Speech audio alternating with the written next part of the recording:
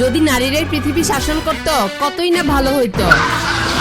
ওরে বাবারে লাগাইয়া দিছি। ওই মামুর বেটা রাস্তায় গাড়ি চালাতে পারছ না, বেরোইছিস কেন? তোদের জন্যই তো অ্যাক্সিডেন্টের হার এত বেশি। কিসের তুমি? থাক থাক, আমরা বড় মনের মানুষ, তোদের মতো পুরুষদের সাথে লাগতে চাই না। অবলা পুরুষ পাইয়া আমারে কি এমনি গালাগালি কইরা গেল। শুরু করা যাক। আমি ডাবি থেকে পাশ করছি, সাথে পিএইচডি। আমি একজন ডিপ্লোমাধারী, একজন ডাবির, আরেকজন ডিপ্লোমা। চাকরিটা কারে দেওয়া যায় সব দিক বিবেচনা করে আমি এই মহিলাকে চাকরি দিতাছি। কেন? আমি একজন পিএইচডি ধারী, এই মেয়ের চেয়ে আমার কিসের কমতি? তুই পোলা মানুষ, তোর আবার কিসের চাকরি? তোর তো উচিত বাসায় বসে বউ বাচ্চার সেবা করা। ঠিক, কিসের পিএইচডি, কিসের মাস্টার্স? আমি হইলাম মহিলা। পুরুষ বলে এত বৈষম্য? বাসায় এসে খালি গেম খেলা, একটু হেল্প করলে কি হয়? স্টার জলসার নাটক বেশি দেখে ফেলছো নাকি? কখন থেকে ঘ্যান ঘ্যান করতেছ?